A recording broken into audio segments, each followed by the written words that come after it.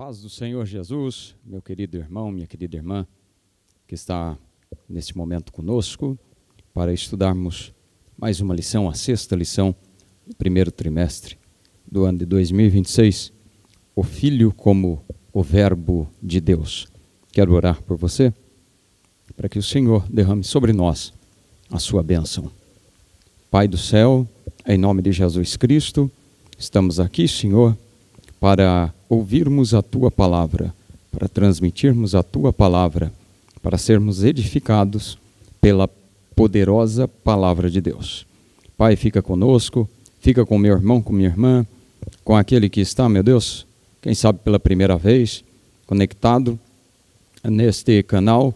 Abençoa, Senhor, abençoa as famílias, abençoa as casas, abençoa, Senhor, o Teu povo em toda a terra. Peço a Tua bênção e a Tua presença entre nós. Fica conosco, Pai, é o que oramos e pedimos em nome de Jesus. Amém. Amém. Vamos para o texto áureo registrado no Evangelho de São João, no capítulo 1, no versículo 14. Nós estaremos meditando sobre esse texto sagrado tão importante, o prólogo da carta de João, ou do Evangelho de João, né?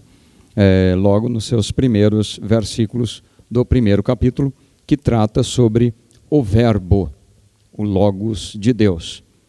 E o Verbo se fez carne e habitou entre nós, e vimos a sua glória, como a glória do unigênito do Pai, cheio de graça e de verdade. João, capítulo 1, versículo 14. Depois a verdade prática nos diz assim: Jesus Cristo, o Verbo eterno, é a revelação plena e visível de Deus ao mundo, manifestando graça, verdade e também a glória do Pai.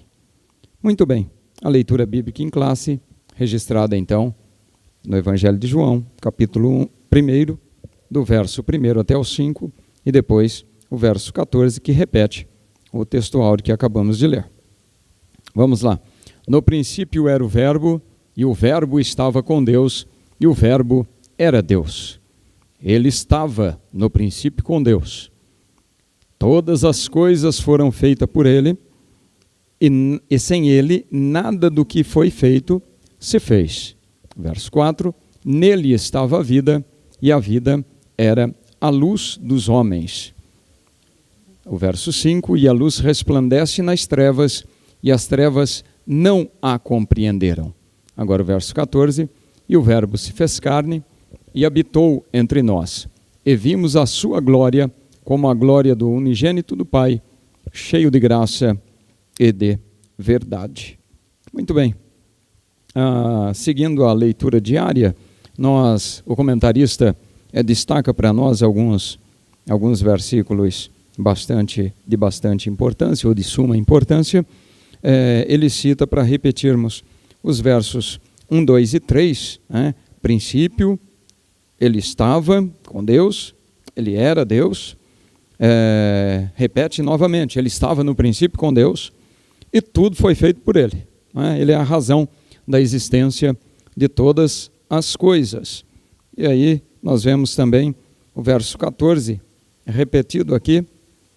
O verso 14 traz para nós o texto áureo que nós já acabamos de ler também, né?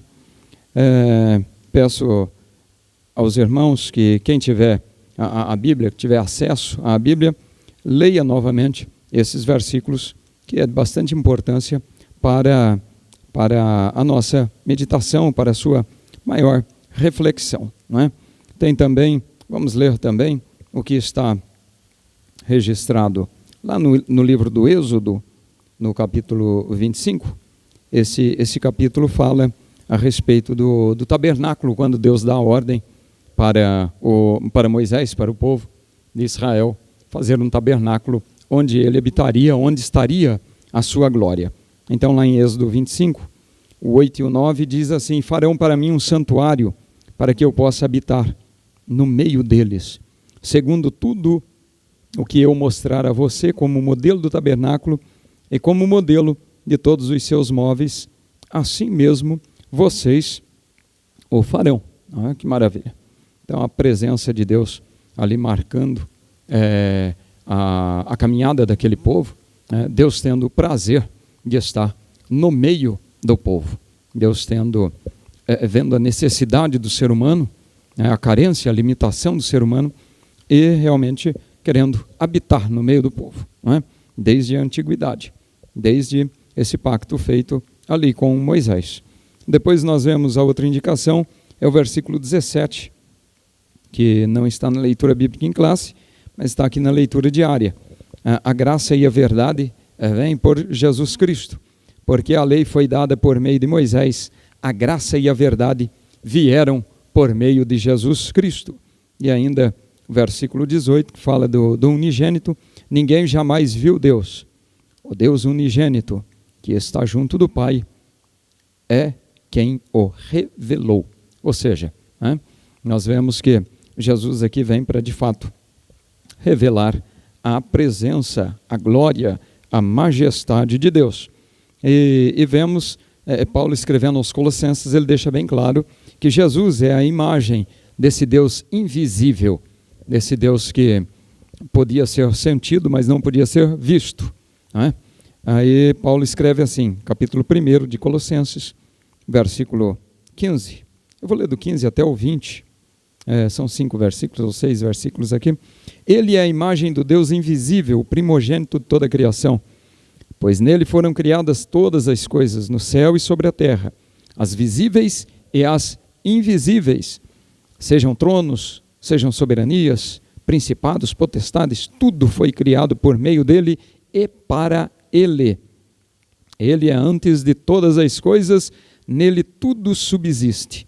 Ele é a cabeça do corpo, que é a igreja. Ele é o princípio, o primogênito dentre os mortos, para ter a primazia em todas as coisas. Porque Deus achou por bem que nele residisse toda a plenitude, e que, havendo feito a paz pelo sangue da sua cruz, por meio dele, reconciliasse consigo mesmo todas as coisas, quer sobre a terra, quer nos céus. Então, finalizando aqui essa leitura diária para uma reflexão acerca do assunto do Filho como verbo de Deus. O Filho sendo representado aqui nesta função como verbo, como logos de Deus. De imediato, já antes de discorrer acerca do assunto, peço perdão pela falha que minha voz está transmitindo nesse momento, eu fiz essa semana passada uma vídeo nasolaringoloscopia e afetou um pouquinho as cordas vocais. Mas vamos lá meditar aqui na palavra de Deus com os irmãos e transmitir ela para o nosso crescimento, para a nossa edificação espiritual. Quero que você seja abençoado por Deus no decorrer desse estudo e recebamos aí de Deus algo a mais para a nossa vida espiritual. Vamos para a parte da introdução. O texto preliminar do Evangelho de João nos mostra Jesus como Logos. Aqui nós vemos que essa parte introdutória já mostra para nós Jesus na condição de Logos. Logos significa verbo. Verbo é o mesmo que palavra. Então, quando falamos Logos, é uma palavra no grego, no original grego. No português, é verbo ou palavra. Então, Jesus como a palavra de Deus, ou Jesus como o verbo de Deus. Até algumas traduções nos trazem assim: no princípio era a palavra, e a palavra estava com Deus, e a palavra era Deus. A mesma coisa, verbo, palavra, Logos. Ele é Deus desde a eternidade. Ele é agente da criação, fonte de vida, de luz dos homens. A palavra é a suprema revelação de Deus. Então, essa suprema revelação foi realmente a encarnação do verbo. Deus se revelando aos homens através da encarnação do verbo, ou seja, através da palavra se tornando carne, a palavra se tornando homem, a palavra descendo e vindo aqui encarnando, né, para manifestar realmente quem Deus é, o Deus invisível se tornando visível. E o que é isso? Palavra. Palavra, né? Nós temos a palavra falada, verbalizada, da forma que eu estou falando aqui. Temos a palavra escrita, essa que está aqui na nossa lateral, demonstrando o texto, ou palavras de fato escritas, né? Temos também outras formas de transmissão de palavra, gesticulada, no caso de Libras, não é? Aqui no nosso país, e temos outras formas de expressão de pensamento. Mas a máxima expressão do pensamento é a palavra. E vamos usar aqui como a palavra verbalizada ou falada, né? Até porque, na época que Deus criou, determinou todas as coisas, Ele criou pelo poder da palavra. Pelo poder da palavra, todas as coisas foram criadas. E foi a palavra verbalizada, porque diz-nos a palavra do Senhor, logo no início, no livro do Gênesis, livro da criação, quando nós olhamos logo no primeiro capítulo, no primeiro versículo, já começa assim: no princípio, né, no começo, todas as coisas criou Deus, os céus e a terra. O versículo 3 já externa, né, essa máxima expressão do pensamento de Deus, quando o texto começa a transcrever assim: e disse Deus, Deus expressou, verbalizou, falou, e disse Deus, haja luz. E o que aconteceu? Houve luz. Não é? Então, vamos tomar como referência esse verbo de Deus, esta palavra de Deus, como a palavra realmente expressa, pronunciada, verbalizada, falada. Né? Então, Jesus vem nessa condição para transmitir realmente para os homens aquilo que Deus é de fato. Então, a palavra se fez carne, habitou entre nós. E ninguém melhor que João, que viu, que andou com, que esteve com ele, né? Para transmitir palavras assim tão profundas e revelar, né? E passar para o texto sagrado a forma como ele andou, a forma como ele viveu, a forma como ele transmitiu realmente Deus, a luz de Deus, né? Ele era de fato a luz, ele era de fato a vida. E nós vamos ver que nesse curto período de tempo que Jesus vive aqui entre os homens, encarnado, não é? Ele transmite toda a presença de Deus para a humanidade. E os homens podem realmente alcançar essa graça. Nós podemos hoje, até 2000 anos depois, né, alcançarmos essa graça por causa realmente da encarnação do Verbo, que veio para tabernacular entre nós, habitar entre nós. E aí cumpre aquela palavra de Jesus: estarei convosco todos os dias até a consumação dos séculos. Pela presença gloriosa, suprema, maravilhosa do Espírito Santo de Deus, temos Ele habitando aqui dentro de nós, não é? A Trindade fazendo a sua função de Pai, Filho e Espírito Santo, que é o nosso estudo desses 3 meses, desse trimestre, né? Hoje, mais especificamente, a segunda lição, já falando do Filho, né? Na semana passada aprendemos um pouquinho, Deus se apresentando como Filho, e hoje o Filho como a palavra, como Logos, como a máxima expressão do pensamento de Deus aqui nesse estudo, muito bem dirigido, né, pelo comentarista, pastor Douglas Batista, que para alegria nossa esteve aqui em Rio Claro, né, na semana aqui de Escola Bíblica de Crescimento, né, na semana passada, semana retrasada, esteve aqui entre nós e pudemos estudar outro tema, né, com ele, mas com uma profundidade, com uma sabedoria muito grande. Pudemos tê-lo aqui pessoalmente, né, conversar um pouquinho, cumprimentá-lo e ouvi-lo pessoalmente. Foi muito edificante, foi maravilhoso, né? E estamos então estudando esta lição, esses textos sagrados que de fato trazem para nós um crescimento espiritual muito maravilhoso.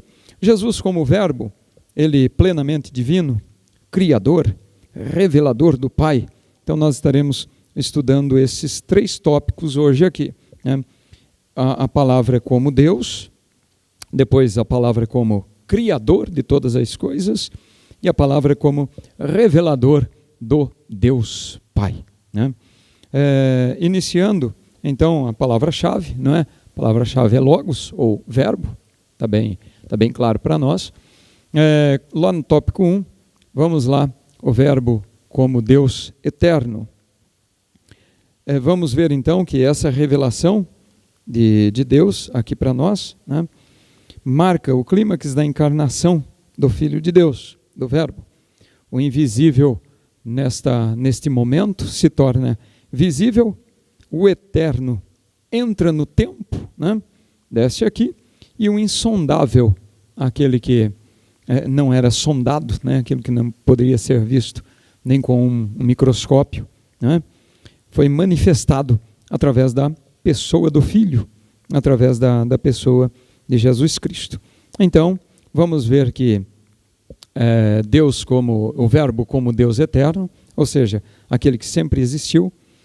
Vamos ver também o verbo como criador, quando todas as coisas foram feitas por ele.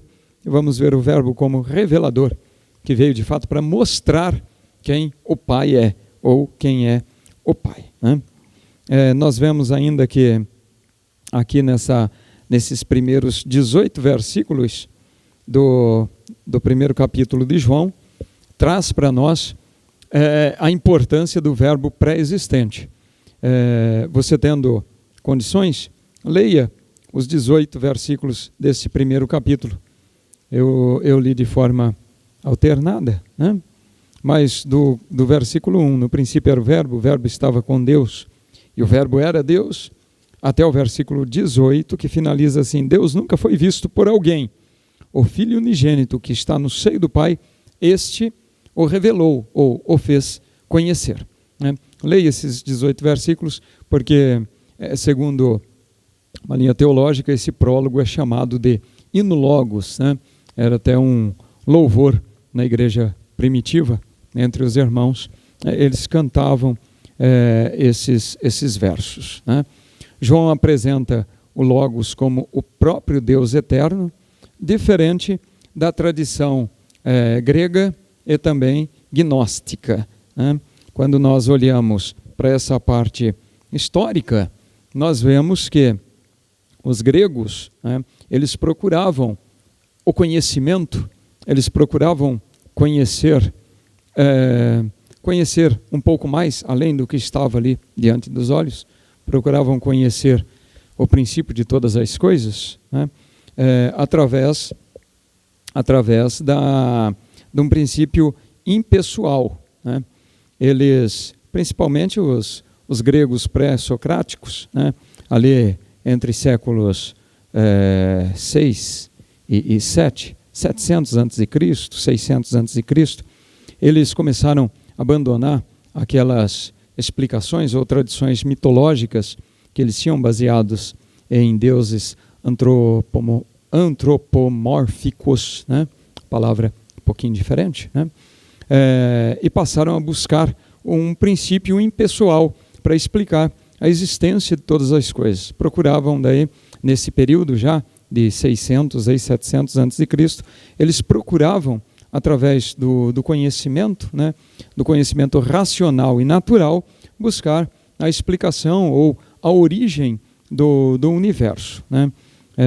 E esse estudo aí é conhecido como arché ou arché, né?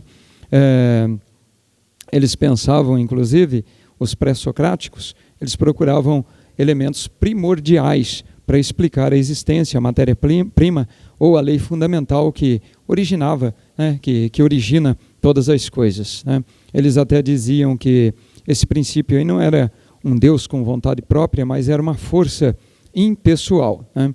Aí tem até alguns exemplos que gostaria de citar rapidamente.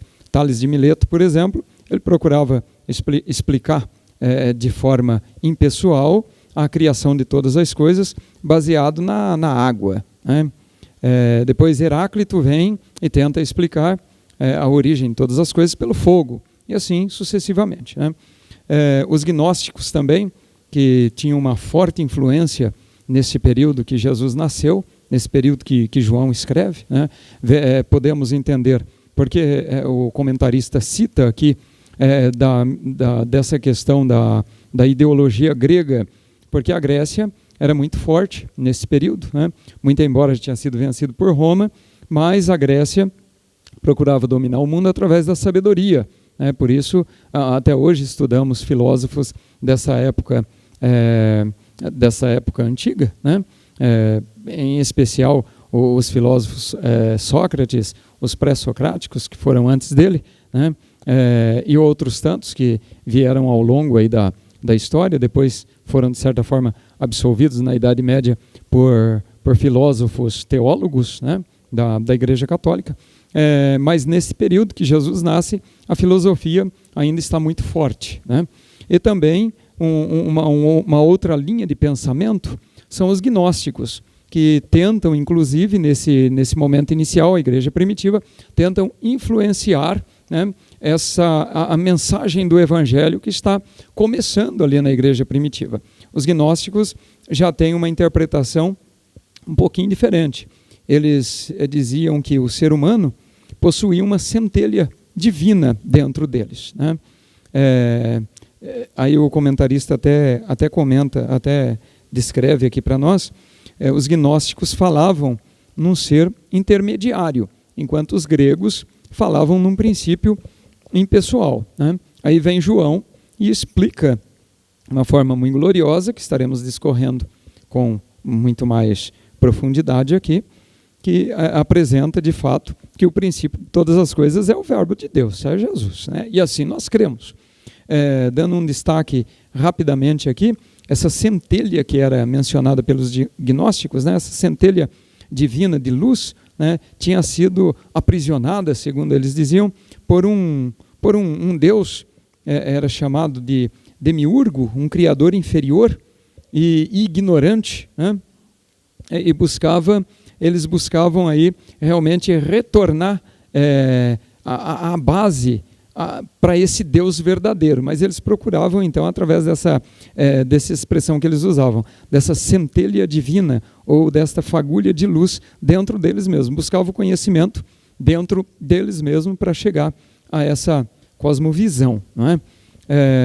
A posição do homem, né? Eles entendiam que o homem pneumático possuía uma centelha divina de luz que pertencia a um mundo superior, espiritual, mas que estava presa nesse corpo material, né? Na nossa carne, né? E esse cósmico intermediário aí atuava como num sentido tradicional, assim, como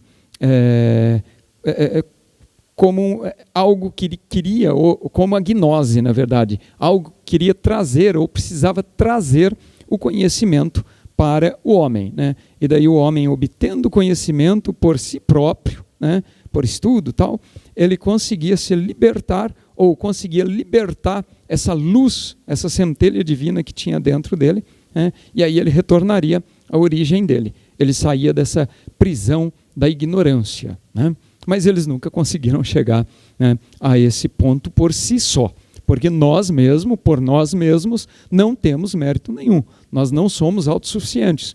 Por isso que Jesus vem, né? Então toda a ideologia grega passou, né? Toda a mitologia grega passou, toda a ideologia gnóstica ficou para trás, né? Foi superada, exatamente, e o cristianismo cresceu muito, mesmo com muita perseguição. Aí nós vemos, de fato, a boa mão de Deus que operou desde a antiguidade, né? Ou desde o nascimento de Jesus, para mostrar para o mundo que, de fato, Jesus veio com o objetivo de salvar a humanidade, de trazer de novo a humanidade para próxima de Deus, né? Porque o homem por si próprio, infelizmente, né, por causa do pecado, não conseguia ser autossuficiente, né? Nós não conseguimos essa autossuficiência. É somente através do sacrifício de Jesus. Por isso que Paulo deixa bem claro, dele, por ele, para ele são todas as coisas. Glória, pois, a ele eternamente. Louvado seja o nome do Senhor. Então, Jesus vem, faz todo o sacrifício, Jesus vem e dá de graça para nós, né, a salvação. Jesus vem e põe o Espírito Santo dentro de nós, e hoje tudo que a gente faz é para a glória dele, né? Porque se não fosse a misericórdia do Senhor, eu não estaria aqui falando para você acerca de Jesus, você não estaria aí me ouvindo, nós não estaríamos aqui, não é? Vamos lá para o próximo tópico, que fala para nós que o Verbo era uma pessoa distinta. No texto bíblico, João afirma que o Verbo estava com Deus. Ele faz inclusive duas expressões, né? O Verbo era Deus e depois ele diz, o Verbo estava com Deus. Ele estava ali transmitindo esse relacionamento face a face, né? Indicando que dentro da Trindade havia distinção de pessoas, né? E essa segunda pessoa, o Filho, tinha um relacionamento íntimo com o Pai, né? Deus igual ao Pai, né? Por isso nós cremos assim, que ele é coexistente com o Pai. Tem todos os atributos que o Pai tem. O Pai, o Filho e o Espírito Santo possuem a mesma substância, né? Tem o mesmo atributo. Então João descreve de forma bem clara para nós, no grego essa expressão traz aqui proston theon, que significa com Deus, comunica relacionamento face a face, comunhão pessoal, eterna, né? Entre filho e pai, ou entre palavra e Deus, verbo e Deus, logos e Deus, né? Então, dentro dessa unidade trina, nós vemos os três atuando. Essa atuação de Deus também, né? O Pai, o Filho e o Espírito Santo, eles não são formas sucessivas de aparecimento de uma pessoa, mas são pessoas coexistentes, conforme mencionei, desde o princípio, né? Aí no versículo 2 nós já vemos bem claro, ele estava no princípio com Deus, né? Então vemos a atuação de Jesus desde este momento, desde o princípio de todas as coisas. Glória a Jesus. Vamos lá para o nosso terceiro subtópico. Continuamos como o Verbo como eterno, como aquele que sempre existiu, mas dizendo agora que ele é da mesma essência do Pai, né? O que significa isso? Ser da mesma essência do Pai. O comentarista traz aqui para nós, né? De forma bem clara também. A palavra grega para Deus é theos, ou na nossa língua a gente usa muito a paroxítona, né? A gente fala tel, né? Ou theos, mas no grego, né, a pronúncia é na oxítona, theos, né? Aparece essa palavra que João menciona aqui, o Verbo era Deus, que é a terceira parte do primeiro versículo. Olha lá, no princípio era o Verbo, daí a segunda parte, o Verbo estava com Deus, e a terceira parte, e o Verbo era Deus. Aqui até uma discussão exegética acerca desse assunto, porque na linguagem grega, né, no original grego, foi escrito o Novo Testamento, no grego não tem o artigo definido na frente da palavra theos, na frente da palavra Deus. Então, por não ter um artigo definido, expressando era o Deus, tem algumas linhas teológicas, né, que daí a gente não entende como interpretação correta, né, que diz que ele era um Deus, né, ou seja, ele não era Deus realmente, ele era um Deus. Mas o fato de não ter um artigo, né, definido também não nos dá liberdade de pôr um artigo indefinido. A palavrinha é um artigo indefinido. Então a gente não pode também na tradução do português colocar aqui, no princípio era o Verbo estava com Deus e o Verbo era um Deus, como se fosse um Deus qualquer, né? Porque nós temos muitas outras citações que estaremos fazendo aqui ao longo do estudo para declarar que Jesus de fato era Deus, ou Jesus de fato é Deus, continua sendo, né? Na estrutura grega, a ausência do artigo não quer dizer inferioridade ou indefinição, não. Essa construção fala sobre a natureza do sujeito. Aí é estudo específico da língua grega, né?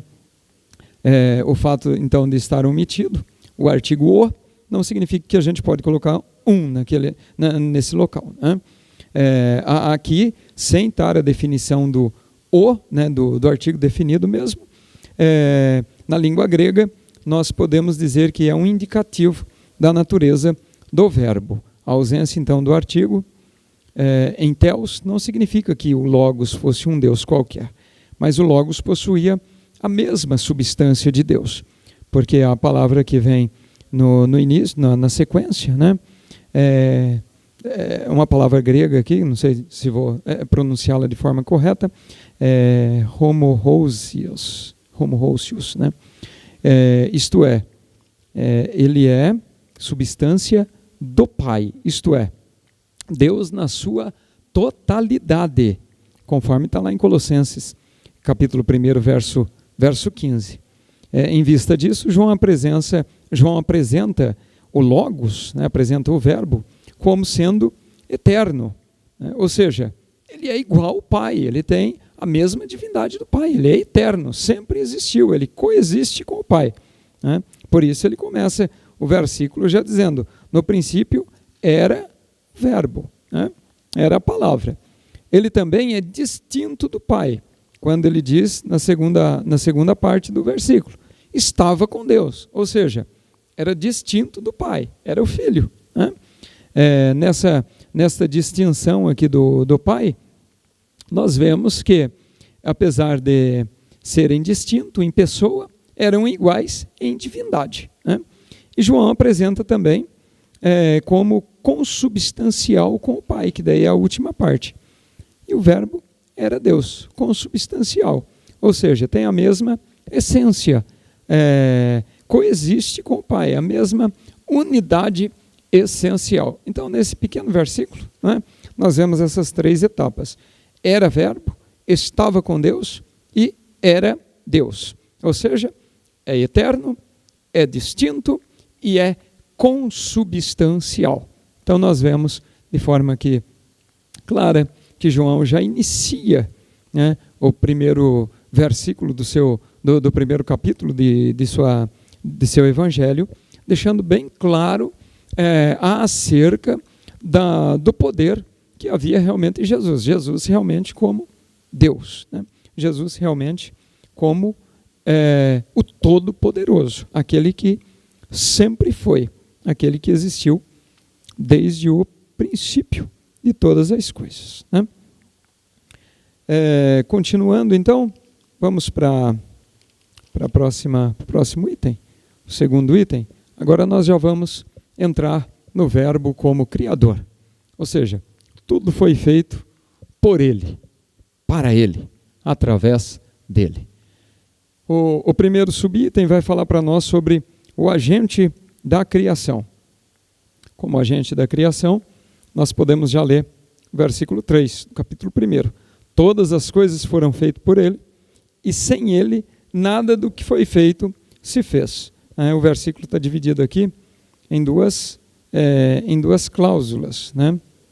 Tudo foi feito por ele, e sem ele, nada do que foi feito se fez. João utiliza aqui, deixa de forma clara, né, para nós, uma construção enfática, típica da literatura judaica, né, pensando lá realmente que ele era judeu. Uma antítese afirmativa e negativa. Né? O que é isso? O que é essa antítese? Todas as coisas foram feitas por ele, essa é a afirmativa. Aí vem a negativa. E nada, como que é a sequência do versículo? Vamos repetir aqui. Deixa eu voltar aqui no texto.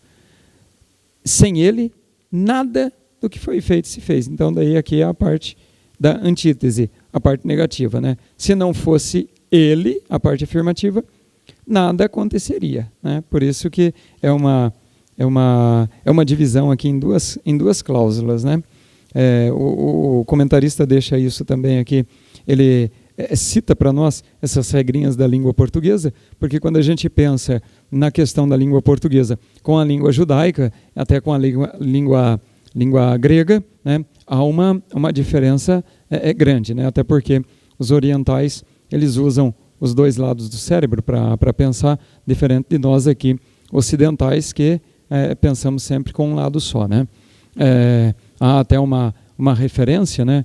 O pastor Douglas mesmo comentando com a gente, ele deixou esse detalhe assim bem claro para a gente, né? E citou como exemplo o Salmo 23, quando diz: o Senhor é o meu pastor, nada me faltará. Na nossa cultura já seria assim suficiente dizer, né? Mas aí na cultura judaica vem toda a explicação. Não falta pasto, né? Não falta águas, não falta sombra, e daí ele vem descrevendo toda a sequência do Salmo 23, né? Então é uma explicação do começo da ideia do texto, do que será falado, né? Então por isso que ele menciona aqui também, João menciona aqui essa antítese afirmativa e negativa, né? E conclui aqui que a possibilidade de que algo tenha existido independentemente do verbo. Essa primeira cláusula é uma afirmação positiva, né? Tudo foi feito por ele. O verbo é o agente criador. E depois vem a negativa.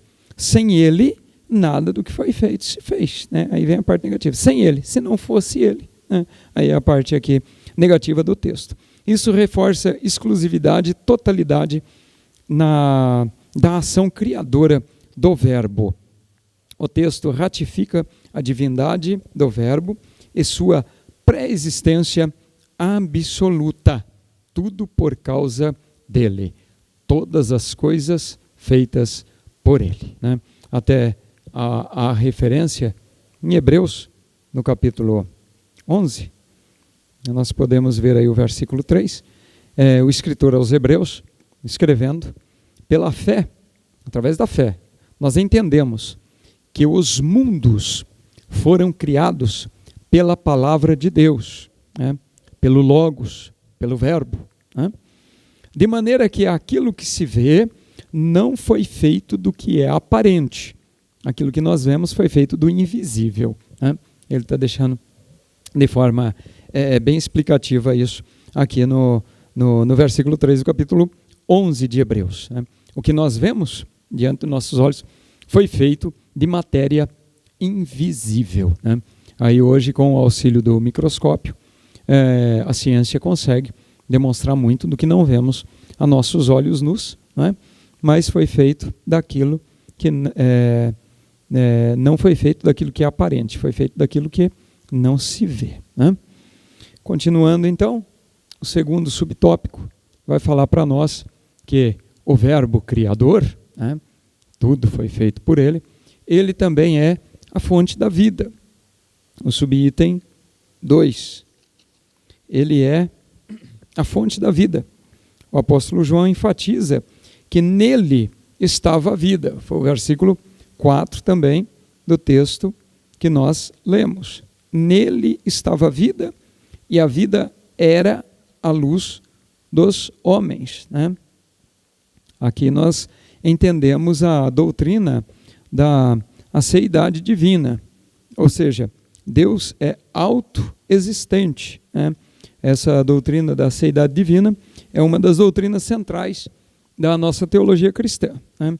Ou seja, Cristo possui vida em si mesmo. Ele não depende de ninguém, ele não depende de outro para viver, né? Significa que desde a eternidade, ao longo de toda a antiga dispensação, a vida sempre residiu no verbo, na palavra. A palavra sempre teve vida em si mesmo. Olha lá, o verbo é a fonte absoluta e originária de toda forma de vida, tanto a forma física de vida, né, quanto espiritual e eterna. Jesus não depende de nada nem de ninguém para viver, né? Vemos isso de forma bem clara aí em João 5,26.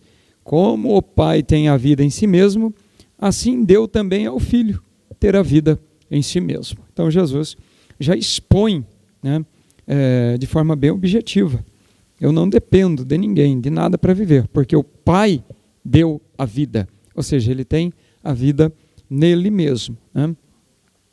Ele repete também, falando acerca da essência, para dizer que eu e o Pai somos um, somos iguais. João escreve para nós, lá em João 10,30, Jesus dizendo: eu e o Pai somos um.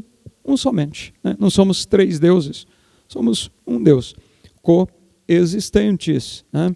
Estamos compondo a mesma pessoa desde o princípio, cada um com a sua atuação, né?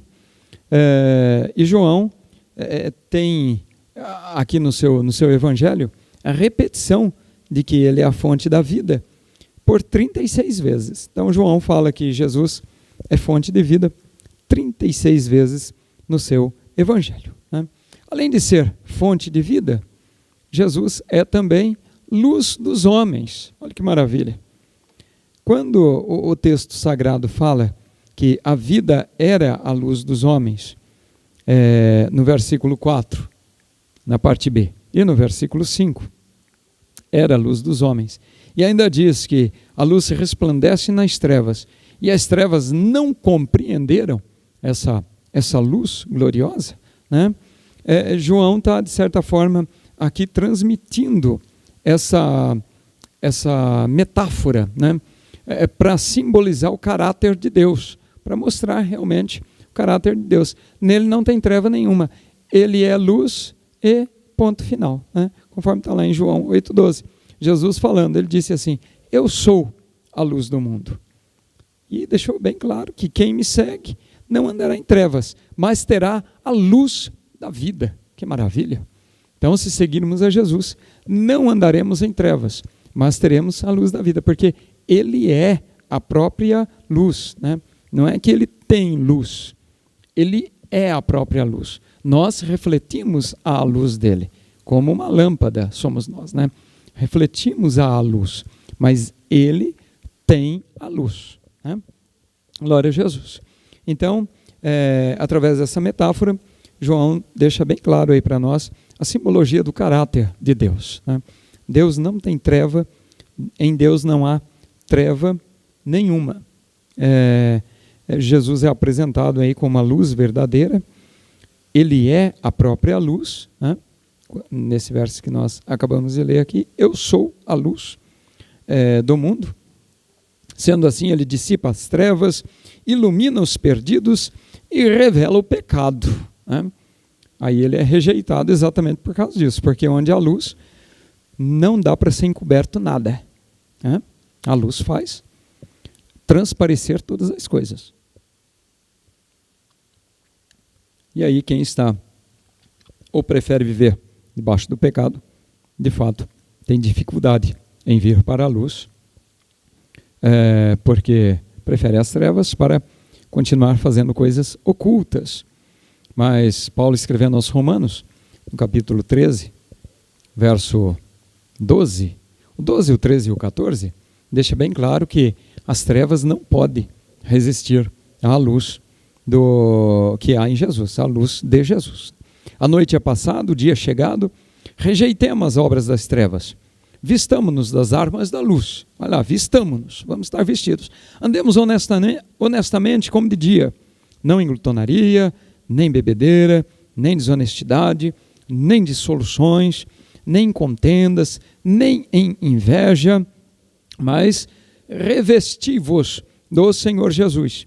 E não tenhais cuidado, não fique cuidando da carne com os seus pecados, com as suas concupiscências. Revistamo-nos da luz, das obras da luz, porque assim nós vamos transmitir Cristo e estaremos brilhando, transmitindo para outros a presença gloriosa do Senhor em nós, através de nós, né?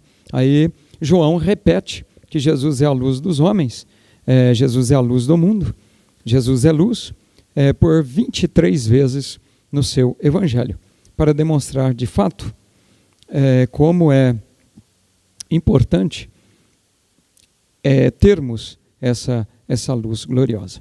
Os homens em trevas, né, os estudiosos, os teólogos, entendem de forma unânime aqui esse texto, esse texto no grego, né, o seu original grego, no sentido de compreensão, as trevas, a luz no sentido de compreensão, no sentido de apoderamento, de domínio, né? Os estudiosos concordam que a ideia é dupla. Os homens em trevas não entendem a luz de Cristo e, ao mesmo tempo, as trevas não conseguem deter a luz, né? Assim, todas as versões expressam que as trevas do pecado não podem resistir à luz do Filho de Deus, né? Conforme esse texto que eu li aqui em Romanos. A vitória da luz sobre as trevas antecipa, né, o que já está lá em Apocalipse, a derrota do mal lá no final, né? E mais rápido, às vezes a gente até faz essa comparação, tem algo que é mais rápido do que a luz. Ouvi uma vez um missionário, o pastor Léo Gomes, comentando que mais rápido que a luz, achei interessante essa explicação, é só as trevas fugindo da luz, né? E assim o inimigo tem que fugir. Onde chega a presença, a luz gloriosa do Senhor, vamos continuar transmitindo, radiando essa luz gloriosa e não deixemos de forma alguma apagá-la, porque a luz realmente revela o Pai, revela realmente Deus, revela realmente Jesus, o Espírito Santo.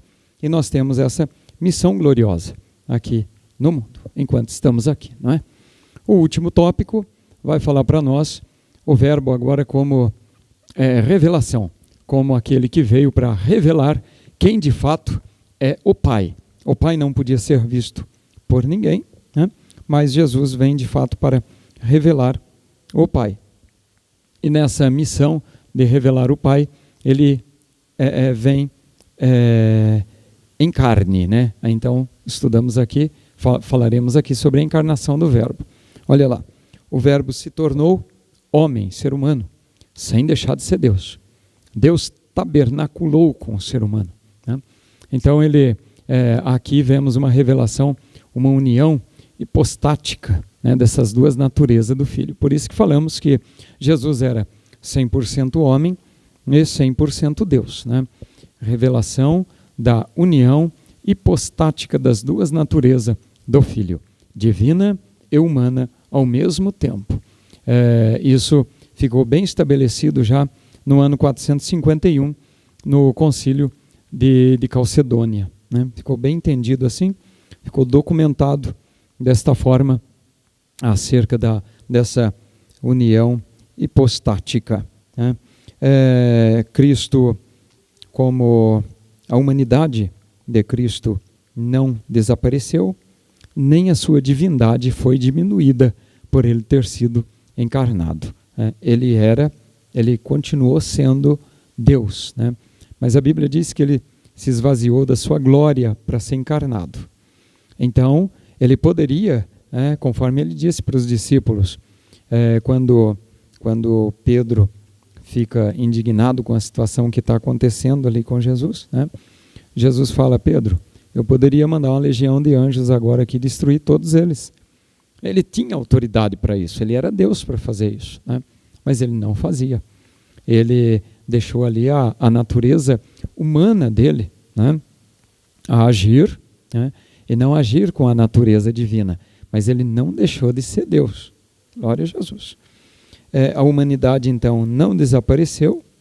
Esse evento único só aconteceu com Jesus. Por isso que é único, né? Evento único. Essa união hipostática aí.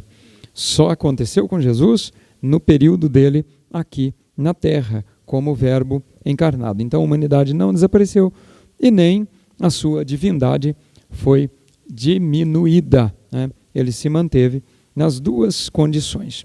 O Verbo se tornou homem sem deixar de ser Deus, né?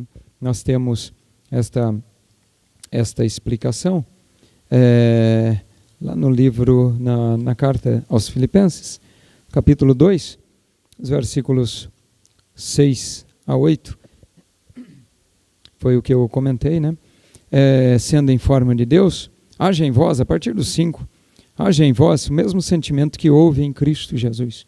Sendo em forma de Deus, não teve por usurpação ser igual a Deus, mas aniquilou-se a si mesmo, tomando então forma de servo, né? Fazendo-se semelhante aos homens, encarnado. E quando encarnado, quando achado na forma de homem, humilhou-se a si mesmo, né?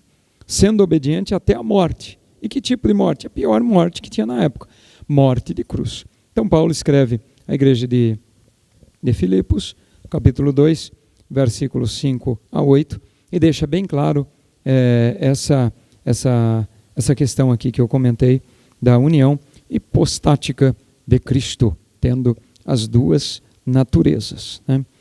Próximo tópico vai falar para nós sobre a plenitude da graça e da verdade. Quando nós falamos em plenitude, entendemos em algo completo, algo pleno, né? Algo que se completou, foi feito aquilo que Jesus falou. Pai, está tudo consumado, né? Lá na cruz. Está tudo completo. Tá? O trabalho foi feito. Né? Então, a plenitude da graça e da verdade, a glória lá na antiga aliança se manifestava de forma parcial. Por que de forma parcial? Né? Ela vinha de tempo em tempo dentro do tabernáculo. Uma vez por ano, o sumo sacerdote entrava ali e oferecia o sacrifício para perdão dos pecados do povo. Quando o sumo sacerdote entrava, quando eles faziam as ofertas, quando eles faziam os sacrifícios, a glória de Deus se manifestava. Então era de forma parcial, era uma sombra do que realmente aconteceria. Em Cristo, essa graça e essa verdade vem e se mostra plenamente, de forma completa, né? Cristo daí vem não só ensinar a verdade, ele é a própria verdade, foi o que ele disse, né? Eu sou o caminho, a verdade e a vida. Então ele deixa bem claro, ele é a verdade, né? Ele não apenas veio para oferecer graça para a humanidade, mas ele é a plenitude da graça de Deus, conforme Paulo escreve em Tito, para Tito, capítulo 2, verso 11, a graça de Deus se manifestou, trazendo salvação a todos os homens. Olha que bênção, né? Então Jesus vem e cumpre aí plenamente essa manifestação da graça de Deus. O versículo 17 diz, cheio de graça e de verdade, né? Cristo encarnou a própria graça salvadora e a verdade eterna do Pai. Ele cumpriu plenamente a autorrevelação de Deus lá no Monte Sinai, né? Cristo veio e cumpriu. Desse modo, diferente da lei, que revelava o pecado e apontava para a necessidade da redenção, né? Através de sacrifícios, dependendo do tipo do pecado, era um tipo de sacrifício. Cristo encarnou a própria graça salvadora e encarnou também como a verdade eterna. Trouxe a realidade daquilo que a lei mostrava à sombra, daquilo que a lei apenas prefigurava, né? O favor imerecido de Deus, ou seja, a graça, né, se revelou e a verdade foram reveladas então de forma plena. Se cumpriu em Cristo todo esse trabalho. Ele é a plenitude da graça de Deus. Foi o que Paulo escreve para Tito aqui, né? A graça foi manifesta e trouxe salvação a todos os homens. Que bênção, né? Nós vivemos no tempo da graça, tempo do favor imerecido de Deus, um tempo que realmente temos que aproveitar para servir a Deus daquele jeito que Jesus ensinou a mulher samaritana, em espírito e em verdade, né? É assim que Deus procura aqueles que assim o adoram, né? Em espírito e em verdade. É um privilégio para nós vivermos nesse tempo da graça, tempo que podemos viver de forma livre, né? Porque temos essa graça salvadora que já nos libertou do pecado, né? O sacrifício de Jesus nos libertou da lei do pecado e nos libertou da morte, porque a lei apontava o pecado do homem e apontava as formas que ele devia ser direcionado. Cristo veio com a graça, né, e nos justificou. A partir do momento que nós recebemos esse sacrifício de Jesus, essa graça, aceitamos essa graça para nós, né? A graça está posta diante de nós, pelo sacrifício na cruz. A partir do momento que nós aceitamos, abraçamos, recebemos o Espírito Santo e somos justificados. Aí Jesus olha, né, e mostra ao Pai, né, intercede por nós diante do Pai. Paulo escrevendo diz que ele é o único intercessor entre Deus e os homens, mediante isso ele intercede e diz: o Elianai é justo, a Maria é justa, o João é justo, o José é justo, né? O Levi é justo, o Mateus é justo, né? A pessoa que está me ouvindo neste momento é justa, né? Se você recebe, de fato, a graça salvadora na sua vida, né? Importante nós estarmos a cada dia assim, buscando essa plenitude de graça e de verdade, para nós irmos crescendo na graça e no conhecimento, né? Aí o crescimento é contínuo, o crescimento é diário, até chegarmos à estatura da perfeição. Chegaremos um dia lá na glória, porque Jesus prometeu isso para nós, né? E o que ele promete, pode passar o céu, pode passar a terra, as minhas palavras não hão de passar, ele disse. Ele deixa isso assim, de forma explícita, gloriosa para nós confiarmos de todo o coração, de toda a alma, de todo o entendimento, e buscarmos a Deus assim, essa graça salvadora, essa graça maravilhosa que nós conseguimos alcançar através do sacrifício de Jesus e de reconhecermos que somos pobres e miseráveis pecadores e precisamos da sua bênção, da sua graça sobre nós, em nós. Aí ele completa a obra, né? Porque Deus é poderoso. O último subitem vai revelar o Deus invisível nesse estudo, né, de Deus como revelação, o verbo como revelação de Deus ou do Pai. Ele veio para revelar quem é de fato o Pai. Deus é invisível, inacessível, mas o verbo revelou Deus de forma plena e perfeita. Olha lá o versículo 18 do Evangelho de João, no capítulo 1, que nós estamos estudando, né? Deus nunca foi visto por alguém. O Filho unigênito que está no seio do Pai, este o fez conhecer, né? Então Cristo é a autorrevelação completa do Pai. Quando ele diz em 14:9 de João: Felipe, quem vê a mim, vê o Pai.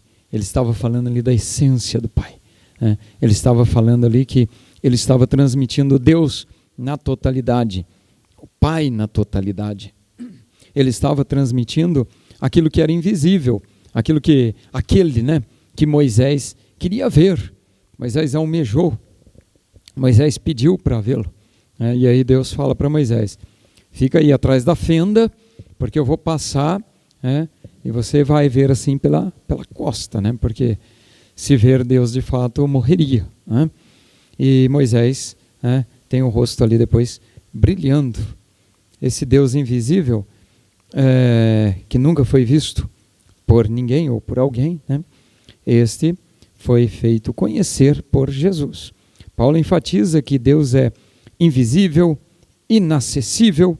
No entanto, o verbo, o logos, a palavra, ou seja, Jesus Cristo, o revelou de forma plena e de forma perfeita. Quem vê a mim, vê o Pai. Que maravilha! Essa expressão, Deus unigênito, né, significa literalmente um Deus único. Refere-se a Cristo, Filho da mesma substância do Pai. Essa declaração reafirma a eternidade, né? Cristo revela, Cristo é a autorrevelação completa do Pai, quando ele diz: quem vê a mim, vê o Pai. Nós vemos aqui que o verbo então revelou de forma plena e perfeita esse Deus unigênito. Foi quebrada a barreira que tornava impossível o ser humano ver a Deus. Essa barreira foi quebrada, né? Essa barreira foi quebrada, né? Foi vencida quando Jesus expira na cruz.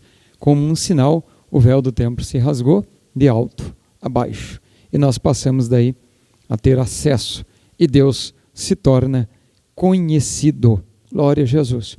O verbo eterno torna o invisível visível.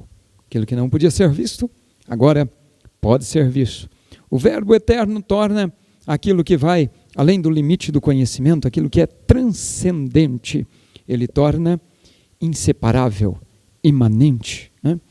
E o Verbo eterno torna aquilo que é insondável, aquilo que não dá para ver, revelado. Olha que maravilha. Jesus é o Deus unigênito que revela o Pai, nos diz a conclusão. Conhecer a Cristo é conhecer o próprio Deus. Proclamar essa verdade é tornar a glória do Pai conhecida no mundo todo. A encarnação do Verbo não é apenas uma doutrina essencial da fé cristã, mas é um chamado à adoração, à proclamação daquele que é a imagem do Deus invisível. Que cada um de nós, como cristão, como crente em Jesus, venhamos reconhecer a cada dia que precisamos conhecer Cristo cada vez mais. E quando conhecemos Cristo, estamos conhecendo o próprio Deus. E que quando proclamamos isso, estamos tornando a glória de Deus conhecida no mundo todo, para aqueles que ainda não conhecem, para aqueles que ainda não têm Jesus. E se você não conhece Deus, eu faço um apelo para você, eu faço um convite para você. Vale a pena. Conheça Deus, conheça Jesus, conheça o Espírito Santo. Tenha intimidade com Ele, busca Ele de coração, em espírito e em verdade, e Ele habitará dentro de você. Ele habita aqui dentro de mim. Posso dizer isso com convicção. E Ele quer habitar dentro de você. Ele quer que você seja morada, templo de Deus. Aquele que já sabe muito bem, é muito bom ser templo do Espírito Santo de Deus. Que Deus nos conserve assim e nos use a cada dia para transmitirmos essa luz gloriosa para o mundo, para as pessoas, para aqueles que estão perto, para aqueles que estão longe, dizendo que Jesus Cristo cura, salva, batiza com o Espírito Santo e breve voltará. Deus te abençoe em Cristo Jesus. Quero orar por você, para que você seja cada vez mais abençoado. E se você está entregando sua vida hoje para Jesus, escreva no comentário: estou entregando a minha vida para Jesus, e coloque seu nome. Senhor, nosso Deus e Pai, a todos que passaram esses minutos, Senhor, conosco, ouvindo a Tua palavra, interagindo, Senhor, através dos comentários, até mesmo entregando a sua vida para Ti, Senhor, se reconciliando com Deus. Faz uma obra grande, completa, Senhor, uma obra grande, e ajuda-nos a cada dia a sermos luz e a transmitirmos o Teu poder, Tua glória, Tua graça, que já foi revelada por Cristo quando aqui esteve.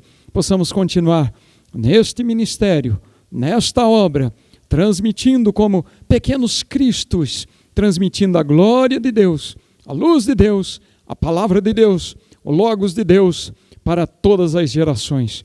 Usa a Tua igreja, usa o Teu povo, usa cada um de nós, em nome de Jesus. Você está convidado para participar hoje à noite conosco, em uma de nossas congregações, logo mais às 18h30, você é nosso convidado especial, você e sua família. Deus te abençoe, Jesus te abençoe, Deus te abençoe em Cristo. Amém.